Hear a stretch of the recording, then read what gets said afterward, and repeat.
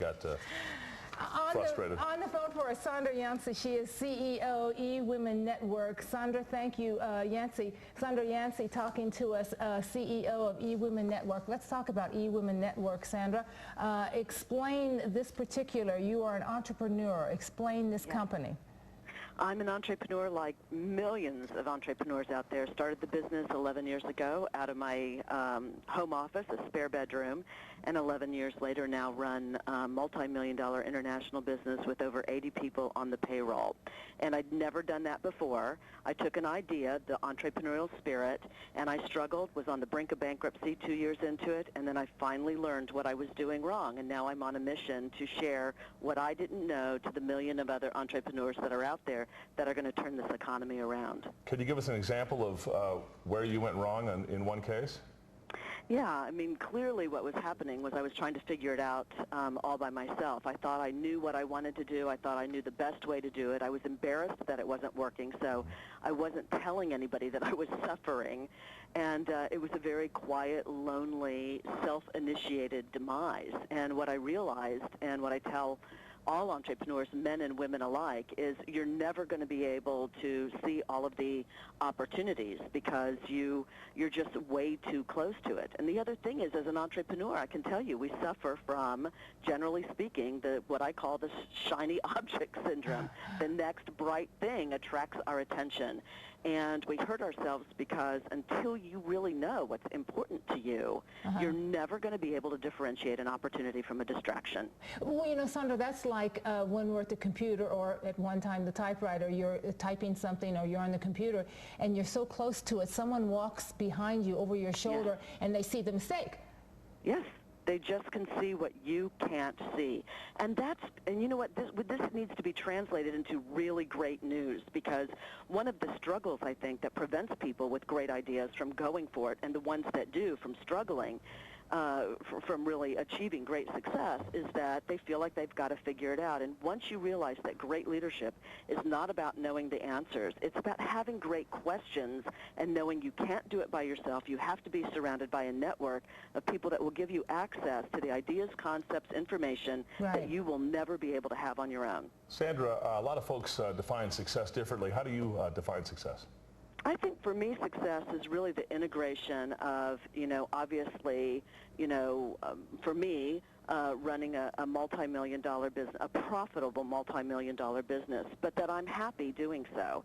I know a lot of successful people that aren't happy, so I want to have quality time with my children and my husband and my family and my friends. Success is nothing if you don't have great people in your life to share it with and to help others, to lift as you climb. I think we have an obligation. Once you figure something out, it's important that we bring that next person in line, no matter what their age is, because I think you can start a business at any age today and be really successful. And you've got to help others. You can't expect other people to show up and help you if you're not willing to do it for other people. When we come back, Sandra Yancey on the phone talking about eWomenNetwork. We're going to talk about her multi-million-dollar business and how you too can be successful, man or woman. Back after this on the Morning Scramble.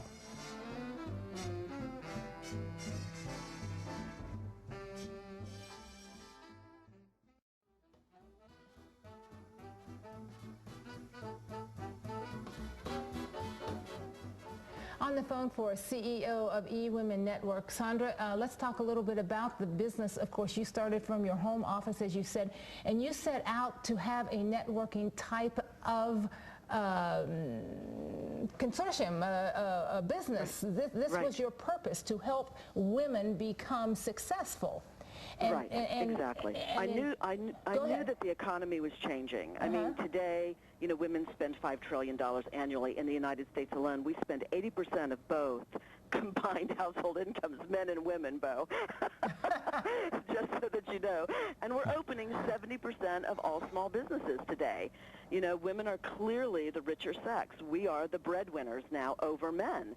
And that's a good thing. It's not about we're better than, pointing the finger. I'm not about male bashing. I'm married to an amazing man. I'm raising a great son. But what I knew is that women were, incessantly talking about how there's just not enough time in the day. So back in '99, when I was thinking about launching eWomen Network in 2000, my concept was eWomen Network, electronic, because that was the trend with all of the internet booming that was going on. The problem was it was a great idea and really bad timing, because you think back to 1999, everybody was still on dial-up, right? There was no rich text, there were no photos, certainly no videos, and it just wasn't working. And I was like the fly on the windowsill trying to get out the window. I kept banging my head up against the window pane, trying harder, longer hours, And, of course, what was happening to me is what happens to the fly. I mean, eventually you knock yourself out and die. And finally what I needed to do is stop and take pause, turn around, relook at what I wanted to accomplish. I didn't give up on that. I didn't give up on the ultimate dream, but I had to sell the way my customer was buying. And what I learned is women, even today with all of the social media, and I'm big in social media, I love it, but the truth of the matter is women do business with people they know and like, and there's way too many predators on the internet. We might make an initial conversation and connection, but that's nothing like the eye-to-eye, face-to-face, belly-to-belly interaction. And that speaks to the way women work, I think, from an intuitive level, a feeling level. Not to say that either way is wrong. I think some men also work from that level. So it doesn't matter what product we're talking about here. The way you teach people and mentor people helps them with their product. Yes. Yes, you have to have something of value. You have to listen to your customer, do you not? Yep. Absolutely, and sell the way they buy, and women buy differently than men. So Sandra, you keep talking about working smarter as opposed to harder. Was there one point or one example that you can give us where the light went off? Or on? Oh, certainly. I mean, certainly. We're turning lights on here. Okay. For me, it was clearly about getting clear on what was important. I mean, that's the real thing. There's too many things to get distracted. I think entrepreneurs get really tied up in the busyness and not the business. And by important, let me define that. It's really, you've got to focus on the things that make the cash register ring. Because once you start generating revenue, now you have money to hire people to do the things you, one, either don't like, or two, you're just not good at. Sandra, you've got a book, Succeeding in Spite of Everything. I'm sure there's a story behind that title. Yes, there is. It is a consortium of phenomenal, really successful co-authors that have been authentic in sharing. I think it's very easy, Bo, sometimes to look at really successful people and to assume they've had it easy. They haven't had traumas, tribulations, setbacks. They were born with a silver spoon. And we often don't know the inside scoop, the real story. And these are very successful people that are sharing, kind of the lowest of lows, but more importantly, how they took that setback as a setup for really skyrocketing success. If you will get successful people to talk to you honestly about this, the horror stories in getting a business or whatever it is started are just numerous.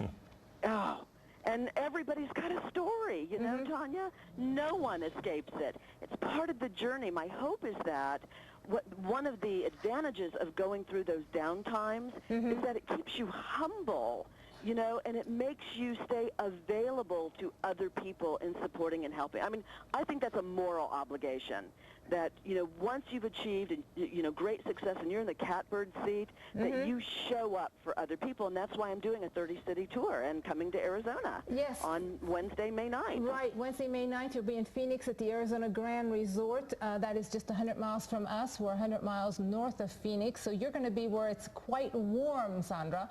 We're a little good to know. Well, I'm from Dallas, so I get that. We're a little cooler in Prescott. Sandra, thank you so much for talking to us. And again, they can find you at, what's the easiest place? It's eWomenNetwork.com. Right there, there's a link that says the Success Summit, and it gives you all the information about Phoenix on Wednesday. I look forward to seeing everyone. 5 tips no one told me that'll change your business and skyrocket your success. Thank you, Sandra. Great insight, inspiration. I was born in Dallas, so I know when Sandra talks about the heat and the humidity of Dallas, she'll be coming to Phoenix, but she won't have to deal with the humidity. Yeah, it's dry heat, right? Yeah, it's dry heat. It doesn't matter, it's 120, but it's dry. I was going to say, thank you, Tanya. Thanks, sweetheart. Okay, we'll see you. Bye now. Bye-bye. When we come back, Linda Goldenstein from the Goldenstein Gallery talking about entrepreneurship. Yes, the Money Radio 1510 brings you the Money Minute. You stay right there.